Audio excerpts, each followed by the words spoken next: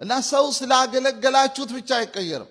መማለድ አለባችሁ፣ መጸለይ አለባችሁ። ኢየሱስ ያድናል። እና እዚህ ጋር ይላል ስለዚህ ምክንያት ይላል ከቁጥር 14 ጀምሮ ነው እኔ ማነበው ሐሳቡ እንዲያያዝ። ስለዚህ ምክንያት በሰማይና በምድር ያለ አባትነት ሁሉ ከሚሰየምበት ከአብ ፊት እንበረከካለሁ ይላል ጳውሎስ። ከአብ ፊት ከእግዚአብሔር ፊት እንበረከካለሁ። ለምን? በመንፈሱ በውስጥ ሰውነታችሁ በኃይል እንድትጠነክሩ። በማ መንፈስ መልሱልኛ። በማ መንፈስ? በመንፈሱ የሚለው እኮ በማ መንፈስ ነው? በእግዚአብሔር መንፈስ በውስጥ ሰውነታችሁ። እስቲ የውስጥ ሰውነት በሉ እስቲ በሉ እንደገና የውስጥ ሰውነት አላችሁ። የውጭ ሰው እዚች ጋር አንድ ነገር ጣል አድርጌ ልለፍ፣ እናንተ ላይ መዝራቱ ጥሩ ነው። ሰው ከተባለ ማለት ነው ሰው ውስጣዊ ሰውነት አለው፣ ውጫዊ ሰውነት አለው።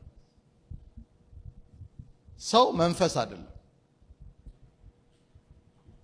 ሰው መንፈስ ነው የሚለው ትምህርት አጋንንታዊ ትምህርት ነው። ሰው መንፈስ አይደለም። ይኸውላችሁ ሰው ነው በቃ።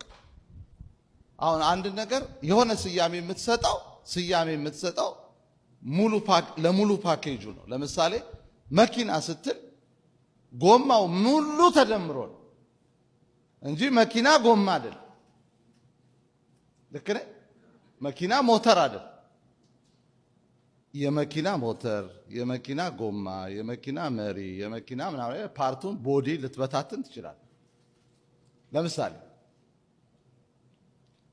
ማኪያቶ ስትል ምንድነው አለ እዚህ ሀገር አይደል? ማኪያቶ ኤክስፕሬሶ ማኪያቶ ስንል ምንድነው? እኔ ብዙ ጊዜ በሱ ነው ምሳሌ የሚሰጠው። ቡናና የወተት ውህድ ነው። ባላንስ ሊኖረው ይችላል፣ ጠቆር ያለ ነጣ ያለ በለው እንጂ ሁለቱም ግን አሉ።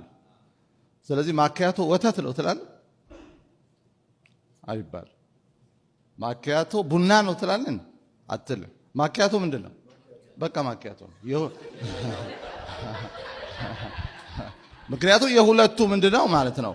የሁለቱ ውህድ ሲሆን ማኪያቶ ሚል ስም ያገኛል። ብቻውን ሲሆን ቡና ብቻውን ሲሆን ወተት ሚል ያገኛል። ልክ እንደዛው እግዚአብሔር ሰውን ነው የሚለው። ሰውን ከምን አፈር?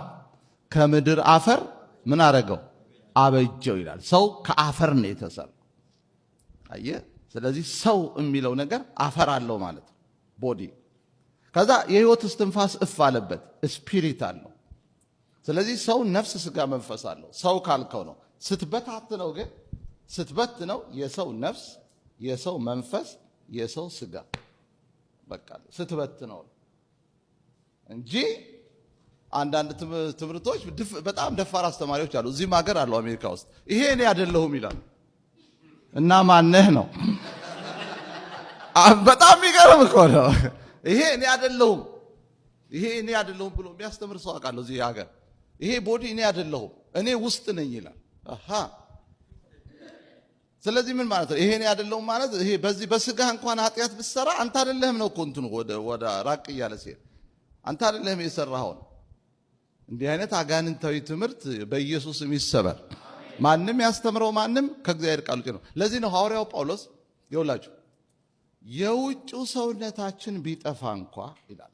የውጭው ጳውሎስ ከፋፍሎ ነው ይናገር። ሰውነታችን ነው ግን የኛ ነው።